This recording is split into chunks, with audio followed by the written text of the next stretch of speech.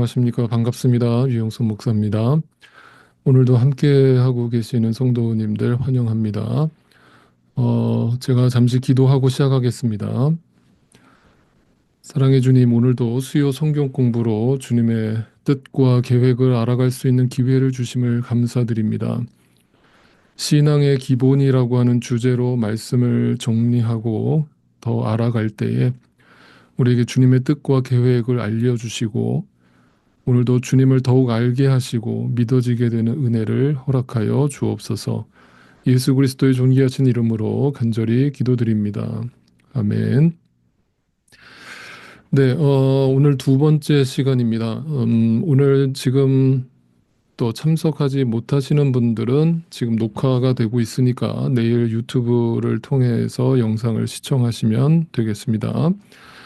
이 신앙의 기본을 다시 한번 말씀드리면 지금까지 제가 10년 동안 여러분과 나눴던 성경 공부들을 정리하는 차원이고, 그래서 어떤 신앙이라는 부분뿐만 아니라 우리 기독교라고 하는 기본적인 교리부터 해서 역사, 모든 부분을 다 하나하나 정리를 해 나가고자 합니다.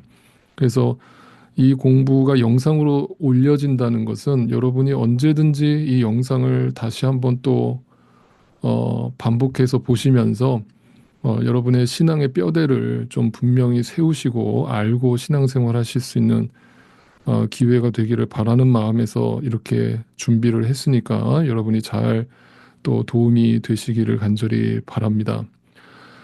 자, 오늘은 두 번째 시간으로 역사를 좀 이해를 해보고 시작을 하고자 합니다. 지난 시간 우리는 인간과 죄의 문제에 대해서 다시 한번 정리를 해봤습니다. 그리고 오늘은 이제 기독교의 역사를 나눌 텐데 오늘은 이제 첫 번째 시간으로 이 기독교의 역사가 2000년 역사를 이 짧은 한 시간 동안 다 다룬다는 건 불가능한 일이고 그래서 제가 두 번 또는 세 번 정도로 좀 함축하고 요약해서 여러분들한테 핵심적인 기독교의 역사를 함께 나눠보고자 합니다. 기독교의 역사를 공부하는 이유는 뭐겠습니까? 단지 역사 공부를 하려는 게 아니죠. 기독교의 역사를 통해서 여러분이 캐치하셔야 될 것은 무엇입니까? 하나님의 계획입니다. 하나님의 뜻입니다. 역사의 주관자가 되시는 하나님께서 어떻게 기독교 역사를 쓰고 계시며 지금도 현재 진행형이고 어떻게 이 역사를 완성하실 것인가를 우리는 역사 공부를 통해서 확인해야 합니다. 네, 그러기 위해서 우리가 역사를 알 필요가 있는 것이죠. 그런데 우리가 역사라고 하는 것은 일단 정말 잘못 배우면 전혀 다른 관점에서 기독교 역사를 이해할 수가 있습니다. 어떤 역사학자는 역사란 무엇인가라는 그 타이틀에 역사란 당시 시대를 살아간 사람들 중에서 승리자의 기록이다. 승자의 기록이다. 이런 얘기를 한 적이 있습니다.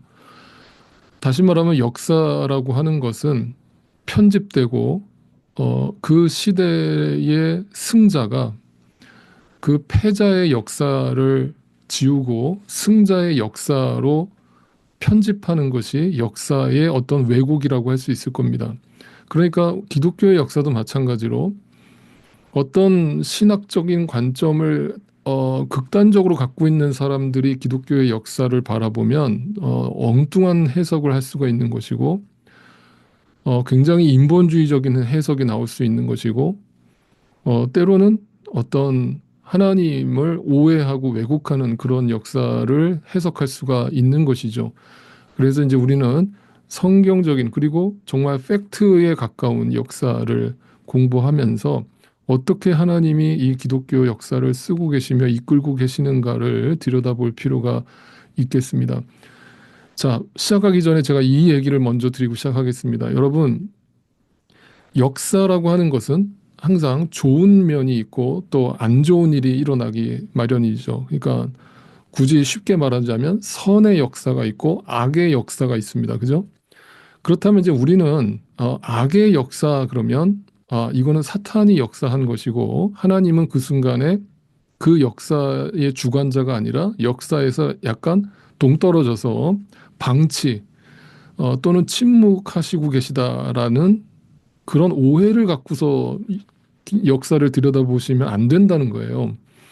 왜 그런가? 여러분, 악이라고 하는 것조차, 사탄이라고 하는 존재조차 하나님의 통치 아래에 있습니까? 없습니까? 네. 분명히 기억하시죠? 사탄도 하나님의 통치 아래에 있어요. 그 증거가 어디에 나타납니까? 성경의 욥기에 보면, 그죠? 욥을 시험하기 위해서 사탄이 하나님께 나와서 간청을 하죠. 간청을 합니다. 하나님, 저 욥을 가만 보니까 하나님이 너무 복을 많이 주셔가지고 저렇게 믿음 좋은 척하면서 살아가는 거 아닙니까? 한번 하나님이 주신 그 복을 다 뺏어 보십시오. 그래도 하나님 잘 믿는지 한번 보십시오. 라고 허락을 받으러 왔을 때 하나님이 그걸 허락하잖아요. 허락하잖아요. 그런데 뭐만 허락하지 않았어요. 욥의 생명만은 건들지 말라고 그러잖아요. 그러니까 뭐예요? 사탄을 하나님이 통제하고 계시다는 것을 보여주죠. 그러니까 역사라고 하는 것은요, 선의 역사든 악의 역사든 그 선과 악의 모든 역사의 주관자는 하나님이에요. 그 하나님이 결과적으로는 이 역사를 하나님의 선으로 이끌어 가실 거라는 것을 우리는 분명히 믿고 역사를 바라봐야 되는 거예요. 여러분의 개인의 역사도 마찬가지입니다. 개인의 인생도 마찬가지예요. 어떤 나에게 고난이 오고 아픈 일이 일어나면 하나님이 어디 멀리 계신가, 안 계신가, 하나님이 침묵하시는가, 하나님이 나를 방치해 두시는가? 절대 아닙니다, 여러분. 여러분의 그 고난이 일어나든 축복된 일이 일어나든 그 모든 여러분의 인생과 시간은 하나님이 통제하고 계시고 하나님이 주관하고 계시다는 사실을 분명히 믿으실 수 있기를 바랍니다. 자, 이 하나님의 역사관을 분명히 인식하신 후에 기독교의 역사를 이제 시작을 해보겠습니다. 기독교라고 하는 역사의 시작은 당연히 예수 그리스도의 탄생이라고 할 수 있겠죠. 예수 그리스도의 탄생은 단지 어떤 기독교의 탄생을 말하기 이전에 역사의 흐름을 바꾼 사건이죠. 어떻게 바꿨습니까? BC와 AD를 구분한 사건이 예수 그리스도의 탄생 사건입니다. 그래서 예수의 탄생으로 인해서 기원 전과 기원 후로 역사가 갈라졌는데, 그 BC라는 말의 뜻이 뭡니까? 영어 약자로 Before Christ잖아요. 예수 그리스도 탄생 전을 말하는 거죠. 기원 전입니다. 그리고 AD는 뭡니까? 아노 도미네, 그죠? 그리스도의 탄생 이후를 말하죠. 그죠? 그래서 이 예수 그리스도의 탄생 사건이 역사의 페이지를 바꿨다, 흐름을 바꿨다라고 하는 중요한 시작이 됐습니다. 그런데 우리가 이제 여기서 한 가지 오해를 갖고 있는 것은 예수 그리스도가 지금으로부터 2025년 전에 탄생하셨다라고 우리는 믿고 있죠. 그래서 AD 2025년이 아닙니까, 지금이? 그런데 여러분, 역사를 정확하게 들여다보면 예수님 당시에 실존했던 역사적 인물이 등장하는데 누군가 하면 바로 헤롯 1세가 등장하죠. 이 헤롯 대왕이라고 성경에 나와 있는 이 헤롯 대왕이 1세가 언제부터 살아서 언제 죽었는가? BC 73년에 태어나서 BC 4년에 죽었어요. 그러니까 기원전 4년에 이 사람은 죽었습니다. 그런데 성경의 복음서에는 분명히 예수님이 베들레헴에서 태어나실 때 헤롯 대왕이 살아 있었어요, 없었어요? 살아 있었어요. 그죠? 그러면 예수님이 제로에 태어나셨는데 어떻게 그보다 4년 전에 헤롯이 죽었다는 얘기예요? 이제 뭐가 말이 안 되죠. BC 4년에 헤롯 대왕은 죽었습니다. 그런데 어떻게 예수 그리스도가 제로에 그 이후에 태어났냐? 그러면 성경이 다 잘못됐다는 얘기가 돼버리는 거예요. 이 오류가 발생합니다. 그래서 정확하게 계산을 했을 때 예수님의 실제 탄생일은 제로가 아니라 AD 5, 6년경으로 보는 것이 정확합니다. 그래서 BC 5, 6년에 예수님이 태어나셨다라고 봅니다. 그리고 정확한 날짜는 우리가 모든 알 수가 없어요. 사실은 학자들이 그것에 대해서 알 바가 없고 어디도 기록에 남겨져 있지 않습니다. 그것에 대해서는 제가 다음 시간에 좀 더 자세하게 말씀을 드릴게요. 일단은 5, 6년에 태어나셨다라는 것은 정확합니다. 그러면 왜 이런 오류가 발생했는가? 어, 초기에 그 AD 6세기의 신학자 중에 디오니시우스 엑시구스라고 하는 이 로마 카톨릭의 신부가 있었는데 신학자였는데 이 사람이 이제 교황의 명령을 받아가지고 예수님의 탄생을 추정하는 연구를 합니다. 그런데 이제 이 헤롯 대왕의 역사적 사건을 이 사람이 이해하지 못하고 실수로 이건 실제 역사에 기록되어 있습니다. 그가 실수로 AD 제로에 예수님이 태어나셨다라고 기록을 남긴 거예요. 그 기록이 오늘날까지 유효화되면서 이 BC와 AD를 2025년 전에 예수님이 태어나셨다라고 이제 잘못 표기가 된 것입니다. 그러니까 정확하게 따지면 예수님은 BC 5, 6년에 태어나신 것이 맞다. 이것은 우리가 상식적으로 알고 받아보실 필요가 있습니다. 그렇다면 예수님이 실존 인물이었는가에 대해서는 어떻게 말해주고 있는가? 여전히 저도 이제 제가 목회자다 보니까 안 믿는 분들한테 예수님이 실존하셨다라고 얘기하면 다 예수님을 무슨 소설 속의 인물인 것인 양 이해하고 있는 불신자분들이 되게 많아요. 그건 굉장히 답답한 일인데 실제로 역사에 어떻게 기록에 남겨져 있는가를 살펴보면 답이 나오겠죠. 로마 제국의 역사가였던 티투스 플라비우스 요세푸스라고 하는 역사가가 있었습니다. 이 역사가는 믿는 사람이 아니에요. 네, 불신자입니다. 이 사람이 유대 고대사라고 하는 책을 썼는데요. 이 유대 고대사에 예수 그리스도의 역사적 존재에 대한 기록이 남겨져 있어요. 뭐라고 적혀 있는가 그대로 들여다보면 이런 내용이 적혀 있습니다. 이 당시 유대 땅에 예수라는 인물이 등장했다. 그는 당시 유대인들에게 메시아로 불려졌으며 선한 행동을 많이 하였다. 주지하는 바대로 그는 놀라운 기적들을 일으켰고 하나님의 말씀을 배우기를 원하는 자들에게 진리에 대해 가르쳤다. 가난한 자들과 죄인들과 어울리며 그들의 리더를 자처하였다. 유대인 중 그리고 다른 나라에서도 많은 이들이 그의 제자가 되었다. 유대 총독 빌라도는 그에게 십자가 처형을 선고하였고 갈릴리 언덕이라는 장소에서 사형당하였다. 그 후 그의 제자들이 그가 부활했다고 전하기 시작하였다.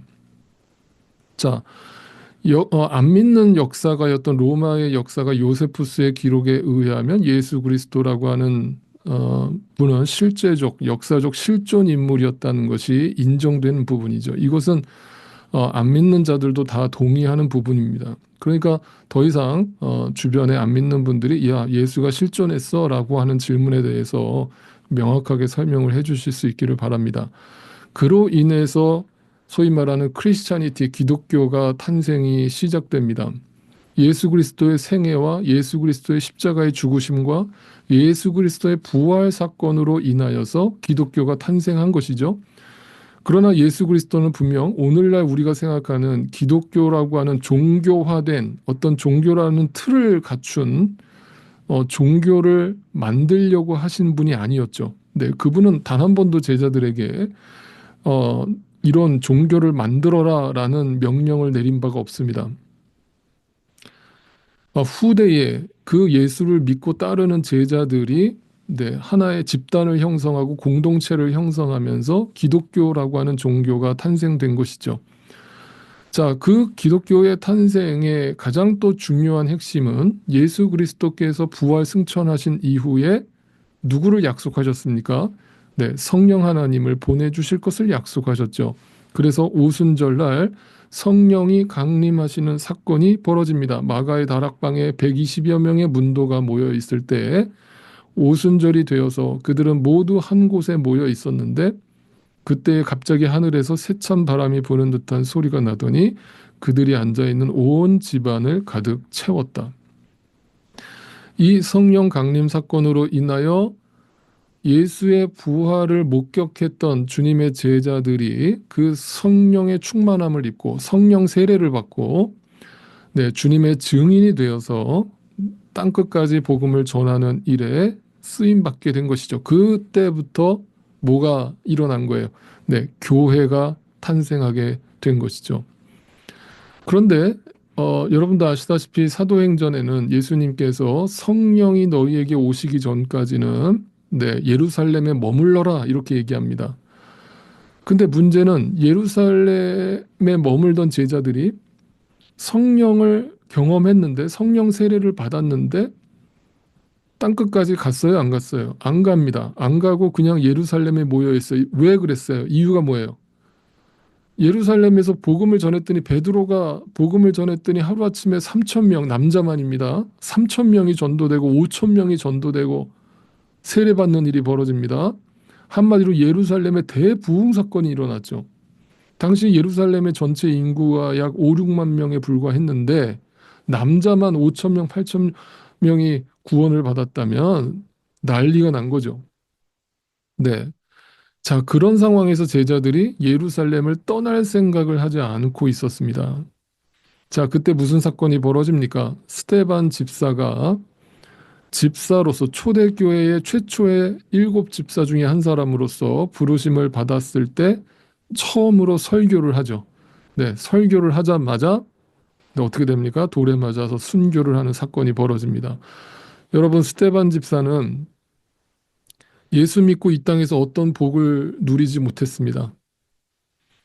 집사가 되자마자 설교 한 번 하고 개처럼 돌팔매질을 당해서 순교를 당했습니다. 성경 똑바로 보십시오, 여러분. 예수 잘 믿어서 복 받는다는 얘기 성경 어디에 나옵니까? 네. 예수 잘 믿어서 순교했다는 얘기는 성경에 수두룩하게 나옵니다. 네.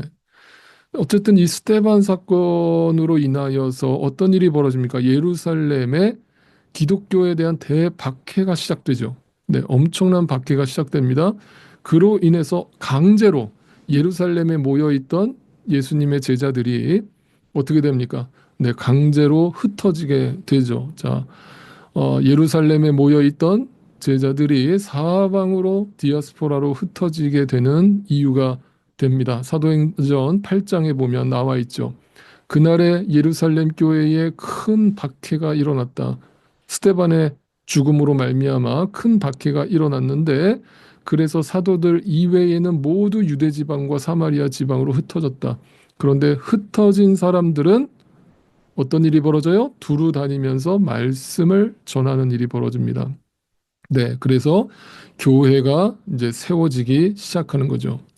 그때 이제 부르심을 받은 사람이 두 명의 이제 한 사람은 사도고 한 사람은 사도는 아니었지만 제자는 아니었지만 네, 나중에 주님의 부르심을 받게 된 누굽니까? 사도 바울이죠.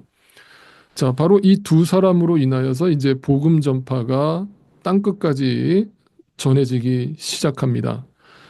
하나님이 바울을 부르신 목적은 그의 사명은 무엇입니까? 이방인들에게 복음을 전하라는 사명을 주셨어요. 그래서 이방인 선교의 사명을 갖고 바울은 지중해 전 지역을 누비고 다니면서 예수 그리스도의 복음을 전파했습니다. 베드로는 네, 유대인들에게 복음을 전하는 사명을 받고 유대인들에게 복음을 전했습니다. 물론 베드로도 네, 이방인들에게 복음을 전했습니다. 그러나 주로 이제 유대인들에게 복음을 전하는 일에 쓰임을 받게 됩니다. 이 두 사람이 어떤 부분 기독교의 뼈대를 이룬 인물이다라고 할 수 있겠죠. 기독교가 시작되고 기독교의 뼈대를 만든 사람, 베드로와 바울이라고 할 수 있겠습니다. 아시다시피 바울은 굉장히 똑똑한 학자이지 않았습니까? 학자였고 당대 최고의 지식인이었습니다. 그러니까 솔직히 말씀드리면 바울이 아니었다면 만약에 베드로만 있었다면 과연 오늘날 우리가 지금 읽고 있는 뭐 로마서라든지 네, 뭐 이 옥중서신이라든지 수많은 그 바울의 교리서들이 우리한테 전달되었겠는가? 불가능한 일입니다. 왜냐하면 베드로는 그런 지식도 없었고 솔직히 일자무식이었던 사람이었습니다. 근데 바울은 지식인이었어요. 그 바울을 통해서 하나님이 어떤 일을 하셨습니까? 네, 문서 선교를 하게 하신 거죠. 요즘 말로 하면. 그래서 바울을 통해서 수많은 하나님의 말씀을 정리하고 교리화해서 그것을 믿지 않는 자들에게 체계적으로 논리적으로 전달하는데 아주 크게 쓰임을 받게 된 것입니다. 그러니까 바울이 아니었다면 기독교가 오늘날 기독교 성경이라는 것이 존재할 수 있었겠는가라는 생각을 하게 되는 거죠. 자, 그런 바울이 지중해 전 지역을 누비고 다니면서 1차, 2차, 3차 선교 여행을 통해서 가는 곳마다 뭘 했습니까? 교회를 세웠습니다. 이게 오늘날은 보면 아 이게 뭐 요거밖에 안 다녔어 이렇게 보실 수 있겠지만 당시 시대에는 이게 전 세계죠. 네, 이 지중해가 전 세계입니다. 당시에는 뭐 이 미국 땅도 발견되기 전이고 그러니까 이게 전 세계예요. 이 전 세계를 다 누비고 다니면서 복음을 전했고 그곳에 다 교회를 세웠습니다. 한마디로 사도 바울에 의해서 교회의 부흥이 일어나게 되죠. 이 교회의 부흥이라는 것은 단지 교회 숫자가 많아졌다는 의미가 아니라 하나님의 말씀이 제대로 선포되고 그로 인해서 믿는 자들이 한 사람씩 한 사람씩 늘어나기 시작했음을 말해줍니다. 그와 동시에 어떤 일이 벌어집니까? 네, 기독교에 대한 박해도 동시에 일어나죠. 왜냐하면 당시 이 바울이 활동하고 있었던 시대가 어떤 시대입니까? 로마 제국 시대입니다. 그러니까 로마 제국과 기독교는 철천지 원수지간이었죠. 앙숙도 이런 앙숙이 없습니다. 왜냐하면 로마 제국은 기본적으로 다신교예요. 그죠? 다신교입니다. 여러 신들을 다 믿어요. 그런데 기독교는 뭐예요? 기본적으로 유일신이잖아요. 유일신앙이고 또 황제라고 하는 인간의 우상을 인정하지 않잖아요. 그리고 황제 숭배를 거절합니다. 그러니까 이 기독교의 진리라고 하는 것이 로마 제국에 갖고 있는 어떤 그 기본 이념을 정면으로 충돌하는 거예요. 그러니까 로마 제국 입장에서 기독교가 이쁠 리가 없죠. 이쁠 리가 없으니까 저 기독교 저거 사이비 종교 저거 당장 망하게 해야 돼 라면서 엄청난 박해가 시작되죠. 그런데 로마 제국만 박해를 한 게 아니라 네, 유대교도 박해를 하고 있죠. 지금 우리가 아침 묵상에서 사도행전 살펴보고 있는 것처럼 계속 사도 바울을 괴롭히는 존재가 누굽니까? 유대인들이죠. 유대교가 끝까지 쫓아다니면서 그렇게 괴롭히죠. 자, 기독교 박해, 로마 제국의 박해, 대표적인 인물이 누굽니까? 기독교를 박해한 대표적인 인물이 누구예요? 네, 여러분도 다 아시는 네로 황제입니다. 네로 클라디우스 시저라고 하는 네로 황제가 역사 속에서 등장을 하면서 AD 60년경부터 소위 말하는 기독교에 대한 엄청난 핍박이 이루어가는데 여러분 이 네로 황제는 우리가 이름은 너무나 잘 알고 있는데 도대체 이 사람이 왜 이렇게 그 폭군이었는가 얼마나 폭군이었는가 이거를 감히 자세하게 알지 못하시는 분들이 계시는데 이 사람 참 유명했습니다. 무슨 짓을 많이 했는가? 일단 1차적으로 페류나였죠. 페류나. 페류나라는 게 뭡니까? 네, 자기 부모를 죽였어요. 네, 그 어머니이죠. 친어머니. 네, 친어머니 아그리빠를 살해합니다. 이유는 안 밝혀져 있어요. 지금까지도. 왜 죽였는지. 그냥 술 먹다가 죽였습니다. 네. 미친 사람이죠. 그리고 자기가 정말 평소에 존경하던 스승이 있었는데, 네, 세네카라고 하는 스승이 있었거든요.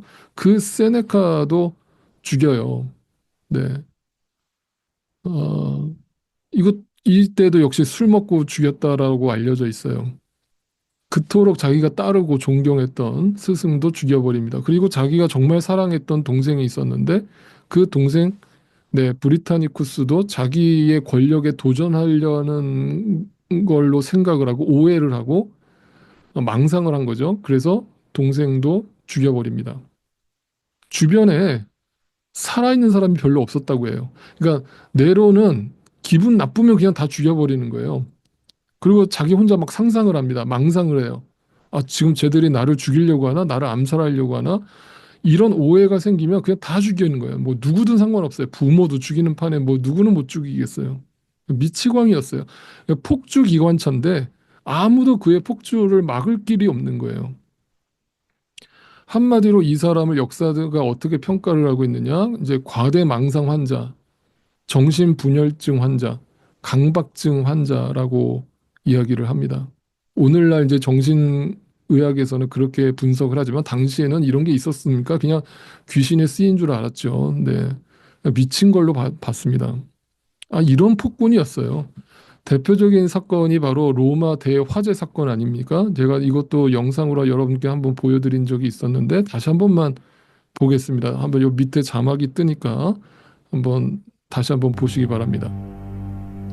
로마 대화재 사건이죠. 네, Great Fire on Rome이라고 하는 이 역사적 사건이 일어났을 때 네로는 이 화재 소식을 듣고서는 휴가를 중단하고 복귀를 했습니다. 그러나 민심은 요동치고 있었고 정신 이상이 온 네로 황제가 방화범이라는 소문이 돌기 시작했어요. 그러니까 민심이 흉흉해졌습니다. 그러나 네로 황제는 민심 수습책으로 크리스찬들과 사도들을 전부 붙잡아서 대학살을 하기로 결정을 하죠. 그들에게 모함을 하게 됩니다. 그 대학살이 이루어질 때 크리스찬들을 서로 끌어안고 찬양을 불렀다고 역사는 기록하고 있죠. 그 방법도 너무나 잔인했습니다. 콜로세움 경기장에서 굶은 사자들을 풀어서 사자밥이 되도록 구경을 했고 한마디로 그들에게 이 크리스찬들의 순교는 구경거리였습니다.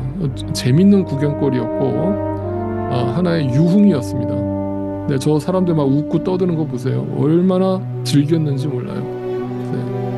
네. 매일매일 이 쇼가 진행됐습니다. 사람들을 십자가에 화형시키고 사자밥이 되게 하는 것들을 매일매일 사람들이 와서 구경을 하면서 그 민심을 잠재웠습니다.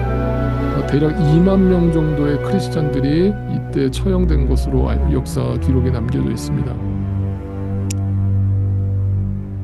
자, 그럼에도 불구하고 미소를 잃지 않고 찬양을 부르는 크리스찬들의 모습을 보면서 네로가 격분했다는 기록이 남겨져 있습니다. 이 미치광이 네로 황제가 수많은 크리스찬들을 죽이고 박해를 했는데 로마의 역사가였던 타케투스라고 하는 역사가가 이것을 이렇게 기록을 남기고 있어요. 로마의 대화재가 네로 황제의 명령의 결과라는 사실이 알려지자 이게 알려졌어요. 그러니까 누가 이 대화재 사건을 일으켰느냐? 네로 황제가 술 먹고 야 저거 다 불 질러버려 그러면서 그 불을 보면서 막 하프 치면서 혼자 막 춤췄다는 거예요. 신난다고.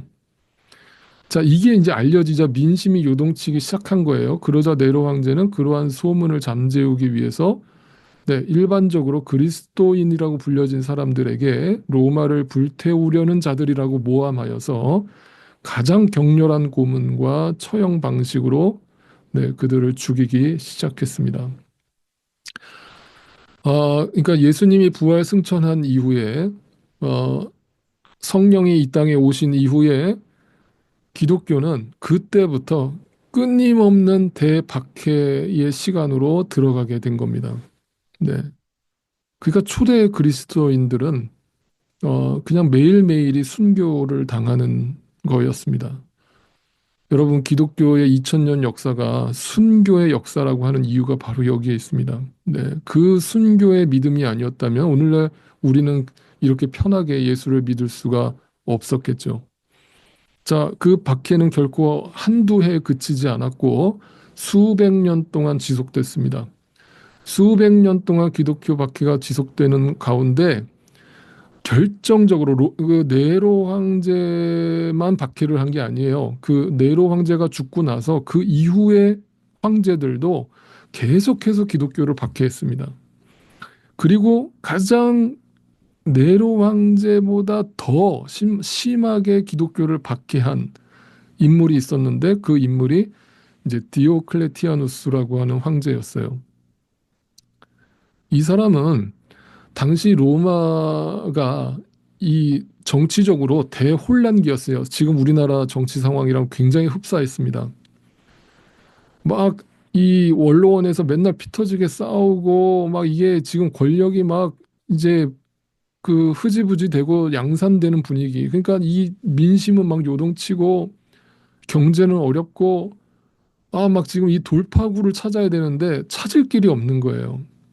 그러니까 이 디오클레티아누스가 무슨 생각을 하냐면, 야, 이 정치 혼란기를 전쟁을 통해서 이 위기를 극복해야 되겠다.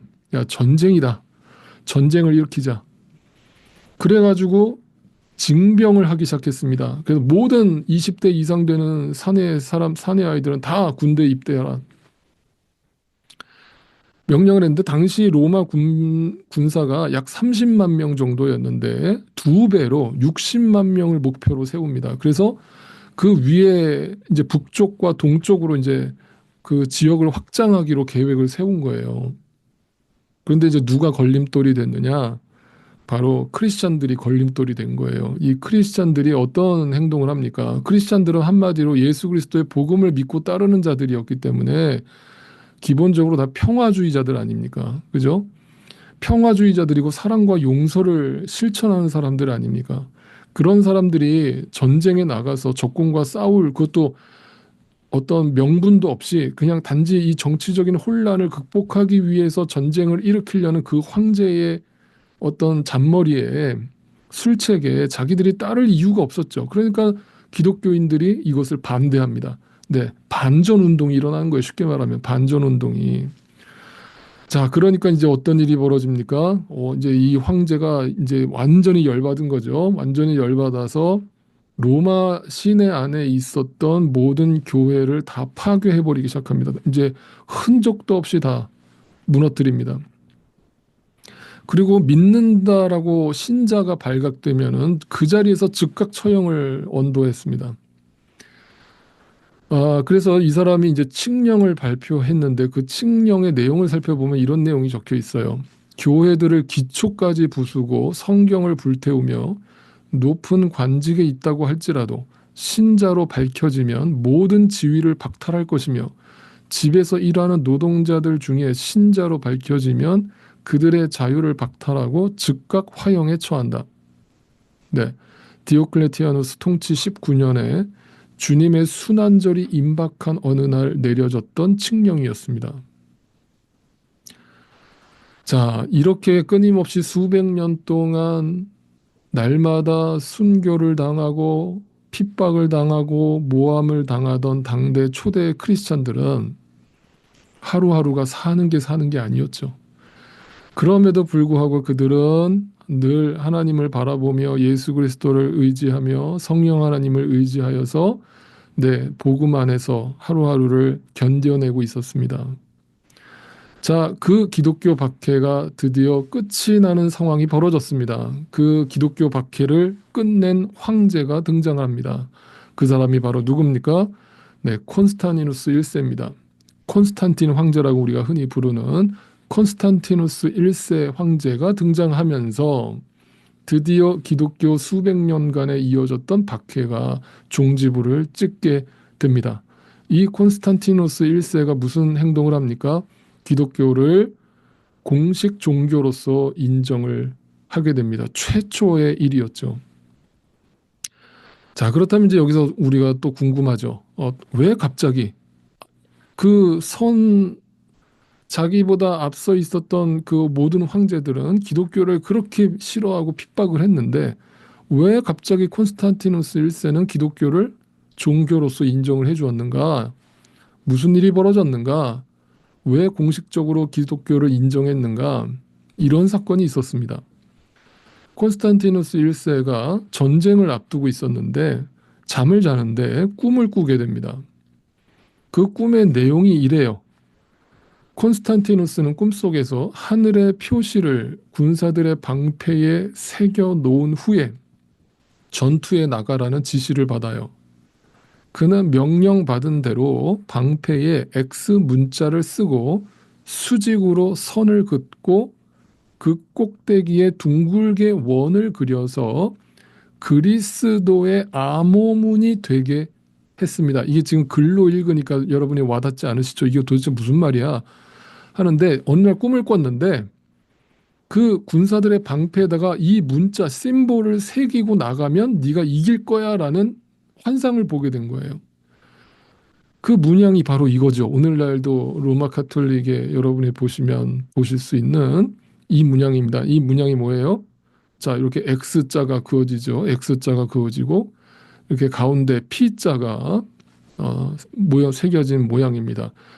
이게 이제 헬라어입니다. 헬라어의 약자죠. XP. 이게 뭐예요? XP가 무슨 뜻입니까? 네, 크리스토스의 약자입니다. 크리스토스. 네, XP가 크라이스트, 크리스토. 예, 예수 그리스도를 나타내는 문양이에요.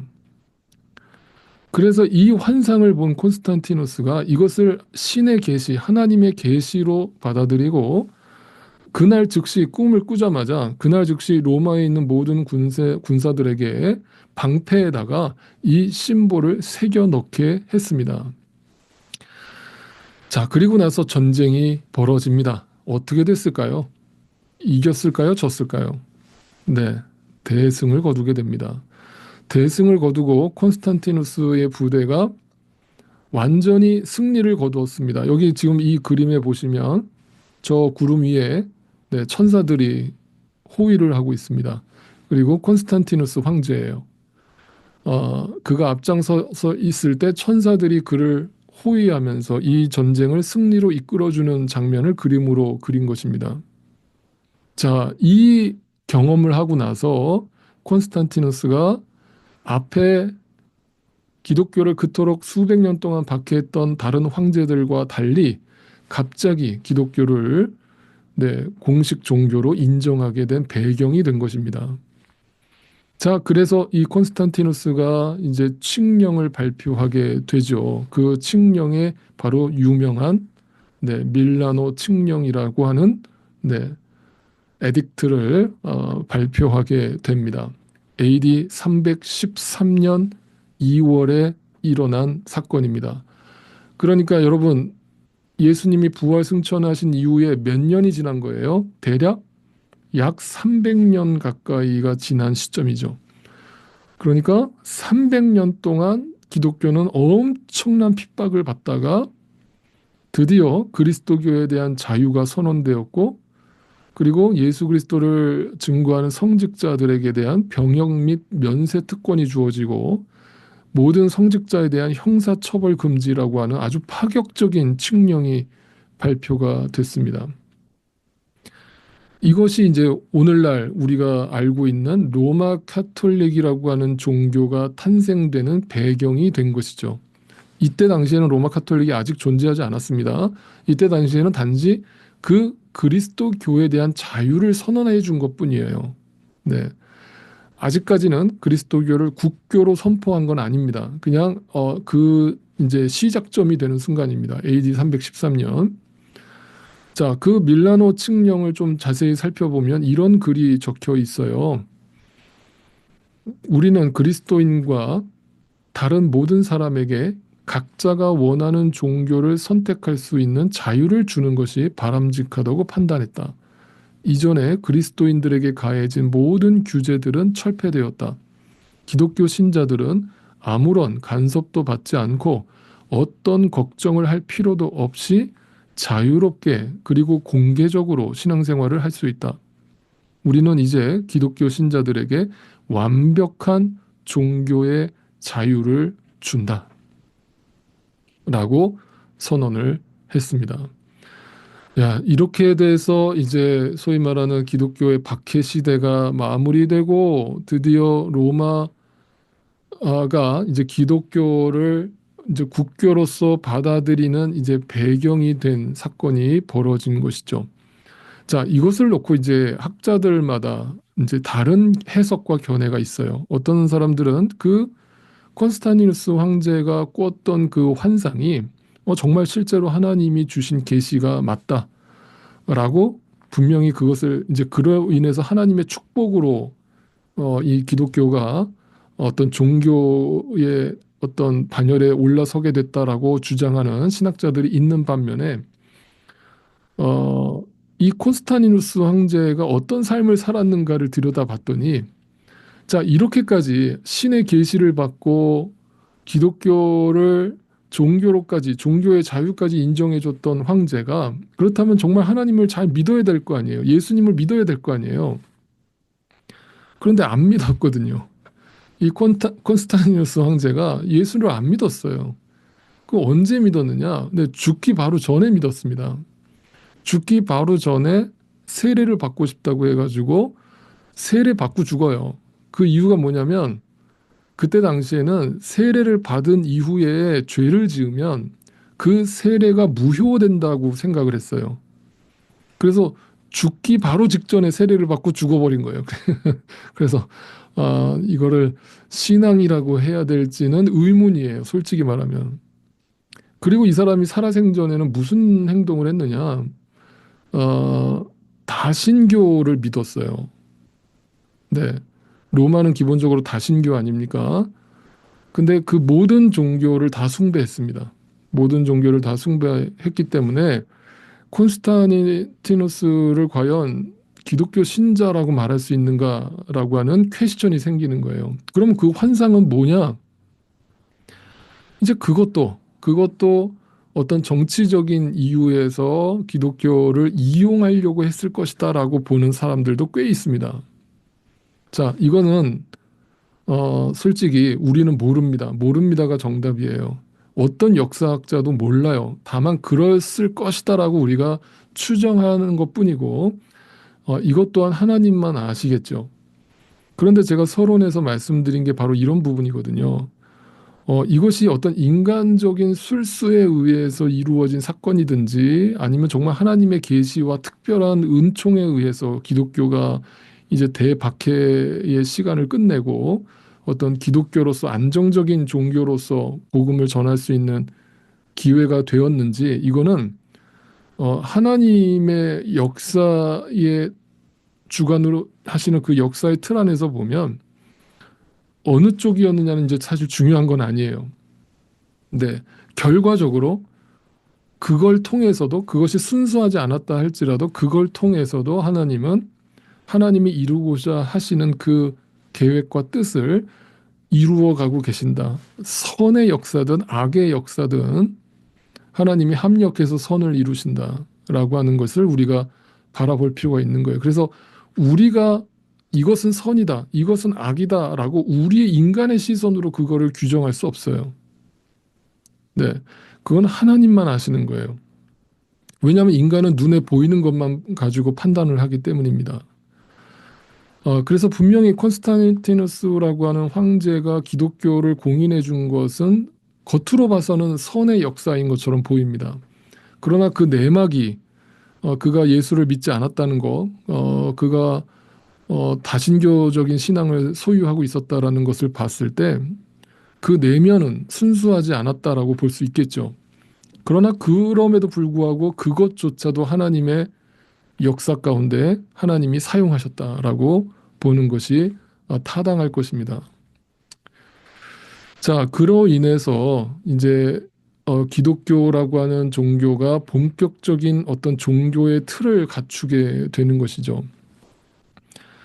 그래서 이제 이것을 하나님의 역사로 선의 역사로 여기서부터 이제 역사를 들여다보는 사람들은 하나님이 드디어 기독교에 축복을 내리셔서 로마 카톨릭이라는 종교를 만들어 주시고 그로 인해서 땅끝까지 복음을 전하게 하시고 그 뒤로 이제 또 종교 개혁이 일어나서 개신교도를 통해서 오늘날 교회를 세우시고 복음을 전하게 하셨다. 이렇게 이제 긍정적인 시선에서 바라보는 사람이 있고 부정적인 측면에서 바라본다면 이때부터 기독교가 타락하기 시작했다라고 보는 시선이 있는 겁니다. 그 전까지 박해를 받던 기독교는 어떻게 보면 눈에 보기에는 너무나 왜소하고 보잘것없고 그냥 이단아들처럼 보였지만 그 신앙이 순수하고 정말 복음 중심적으로 말씀 중심적으로 성령을 의지하여서 그 순수한 신앙생활을 이어갔다면 이 로마 카톨릭의 탄생으로 인하여서 이 신앙의 순수성이 무너지기 시작했다라고 보는 것이 또 하나의 시선이라고 할 수 있겠습니다. 제가 이것을 다 양쪽을 말씀드리는 이유는 다시 말씀드립니다. 어느 쪽이든 그것조차도 하나님의 주권 속에 있었음을 우리는 분명히 기억하실 필요가 있겠습니다. 자, 로마는 기독교를 받아들이는 것처럼 보였지만 로마는 그때까지도 다신교 문화를 철회하지 않았습니다. 폴리티즘, 네, 모든 종교를 다 받아들였습니다. 오늘날하고 되게 비슷합니다. 종교다원주의예요. 종교다원주의. 네, 모든 종교를 다 수용하자입니다. 오늘날 일부 어떤 목회자분들이 단체를 만들어서 네, 종교 간의 대화, 네, 종교다원주의를 지향하는 그런 목사님들도 많이 계시거든요. 여러분 이런 역사를 보면 그게 어제 오늘 일이 아니라는 걸 또 알게 돼요. 네, 그것도 네, 분명 사탄의 역사지만 그러나 사탄도 하나님의 컨트롤 하에 있다라는 것을 분명히 기억하시고 그걸 통해서 또 하나님이 어떤 하나님의 계획과 목적에 의해서 쓰임 받고 있다라고 저는 봅니다. 자, 어쨌든 로마의 이 다신교 문화로 인하여서 로마 기독교가 어떻게 변질되어져 가는가? 이제 우리는 그것을 궁금해 할 필요가 있고, 그리고 오늘날까지도 혹시나 이 로마의 다신교 문화가 오늘날까지 교회 안에 들어와 있는 것은 없는가? 네, 이런 것들을 우리가 하나하나 뜯어서 살펴보고자 합니다. 오늘은 말고요. 네, 오늘은 여기까지만 하겠습니다. 여러분 너무 많이 역사 공부를 너무 길게 하면 여러분이 힘들어 하실까봐 오늘은 좀 짧게 마치려고 합니다. 다음 시간에 to be continue입니다. 네, 요 정도로 정리하시고 다음 주에 계속 이어서 가겠습니다. 로마의 다신교 문화가 어떻게 기독교를 변질시키고 왜곡시켜 가는가를 살펴보고자 합니다. 기도하겠습니다. 사랑의 주님, 오늘 기독교의 역사를 다시 한번 정리해 보았습니다. 이 역사의 주관자가 되신 주님을 바라보며 때로는 불순물처럼 인간의 역사가 개입된 것처럼 보이고 때로는 사탄의 역사가 일어나는 것을 보지만 이 모든 역사를 합력하여 선을 이루어 가시는 주님을 바라보며 찬양을 드립니다. 우리 개인의 인생도 때로는 고난으로, 때로는 축복으로, 때로는 눈물로, 때로는 웃음으로, 때로는 믿음 있음으로, 때로는 믿음 없음으로 우리의 삶을 여전히 붙드시고 주관하고 계시는 주님을 바라봅니다. 그 모든 공이 나에게 있지 않고 주님께만 있음을 또한 고백합니다. 주님을 의지하고 주님을 바라보며 주님의 계획과 주님의 뜻과 주님의 시간을 알아갈 수 있는 저희 모두가 될 수 있도록 우리 안에 성령 하나님, 우리의 영적인 눈을 날마다 뜨게 하여 주옵소서.